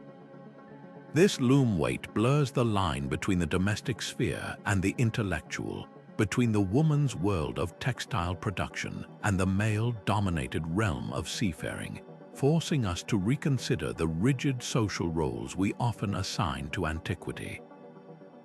It hints at a more integrated reality where knowledge was practical, portable, and often hidden in plain sight. Furthermore, the very existence of this inscription speaks to a level of functional literacy and numeracy among sailors that is rarely acknowledged. We often imagine ancient mariners as rugged, illiterate men who navigated by instinct and inherited folklore. The Ex-Lendy weight tells a different story. The precision of the markings suggests its creator, and presumably its user, understood mathematical notation, could calculate angles, and could translate the three-dimensional dome of the night sky into a two-dimensional diagram on a curved piece of clay. This wasn't just scribbling, this was technical drafting. It implies a form of education, however informal, that was widespread enough among maritime communities that such a shared system of notation could be useful. A captain from Malta could potentially have used this object to communicate a specific course or a key stellar marker to a fellow sailor from Greece or Phoenicia, using a common language of symbols that transcended spoken words. This incredible find forces us to ask a thrilling and unsettling question. What else have we missed? For over a century, archaeologists have been carefully cataloging finds from shipwrecks and ancient sites, often separating objects into strict categories: tool, weight, writing tablet. The Ex-Lendy loom weight shatters these categories. It screams that we must re-examine museum drawers full of so-called simple artifacts with fresh eyes. Could a common cooking pot have calibration marks for measuring rainfall or wind speed? Might the pattern on a piece of jewelry actually be a schematic for a constellation? This discovery opens up a vast new frontier in archaeology, suggesting that the ancient world might be covered in a secret code of practical knowledge, waiting on countless overlooked objects for us to finally learn how to read it. It teaches us that sometimes the most profound secrets of the past are not hidden in gold-filled tombs, but are patiently waiting, disguised as the most common clay. Leaving behind the precise weights and measures that governed ancient trade, we find that survival at sea often hinged on something far more fundamental: the simple, vital ability to create a spark. In the warm waters of the Java Sea, the wreck of a 13th-century Chinese merchant ship from the mighty Song Dynasty yielded a cargo that spoke of a vast maritime network: ceramics, ironware, and the exotic goods of the spice routes. But among these treasures, archaeologists discovered a small, personal device that would have been priceless to every soul aboard. A fire-starting mechanism of such clever design that it feels almost modern. This wasn't a simple piece of flint and steel. It was a geared, mechanical lighter, a compact engine for creating the flame that meant the difference between comfort and catastrophe on the long, lonely journey across the ocean. The engineering of this device is a beautiful example of form meeting critical function. At its heart was a spring-loaded, serrated steel wheel, intricately geared to multiply the speed of the user's thumb. Pressing a lever would release this wheel, causing it to spin at a tremendous velocity directly against a fixed piece of flint or pyrite. The resulting friction generated a concentrated shower of white-hot sparks, far more reliably and with far less effort than the traditional method of striking a rock against metal. The entire mechanism was likely housed in a protective brass or bronze case to keep it dry from sea spray and to safely catch the sparks, directing them onto a waiting tuft of charred cloth or dried tinder that would instantly glow into an ember. This was a tool designed for one-handed operation, a crucial feature for a sailor who might need to get a flame going quickly while his other hand steadied himself against the roll of the ship in a storm. It represents a conscious move away from improvisation and toward dedicated, reliable technology for solving an everyday problem. Consider the profound impact such a device had on the quality of life and indeed on the very safety of everyone on board. Fire was the floating kitchen, the sole source of hot meals that broke the monotony of dried fish and hardtack, providing essential nutrition and a tremendous boost to morale. It was the only source of warmth against the chilling damp and cold nights at sea, a small gathering point that fought off hypothermia and maintained the crew's physical health. In a medical emergency, an instantly available flame meant the difference between being able to sterilize a wound with a heated knife or suffering a deadly infection. And in a crisis, fire became a powerful tool for communication. A sudden, bright flare from a bundle of soaked rags could signal to another ship in a convoy, while a sustained beacon on a high point could guide a lost vessel toward a friendly shore or warn it away from a dangerous reef. This little lighter was in many ways a compact survival kit, its tiny sparks holding the power to provide warmth, nourishment, healing, and rescue. The most fascinating aspect of this discovery is what it tells us about the priorities of Song Dynasty China. This was a period of unprecedented technological flourishing, often called China's Renaissance, which gave the world paper money, gunpowder, and the magnetic compass.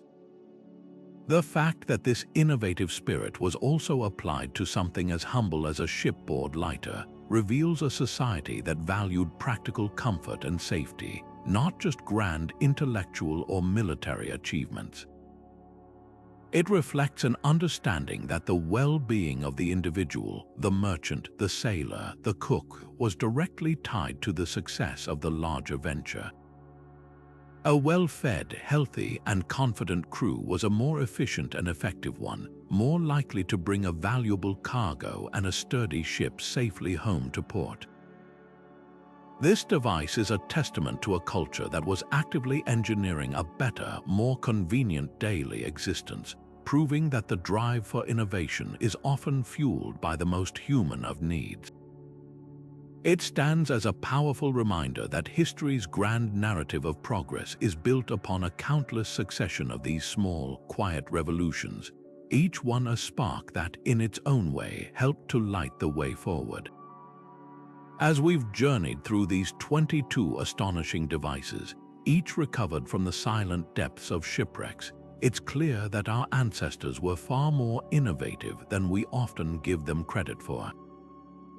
We began with the celestial genius of the Antikythera Mechanism, a device so complex it feels out of place in its time, and we traveled across oceans and millennia to find the humble fire starter of the Java sea ship, a tool that provided comfort and safety through a simple, brilliant spark.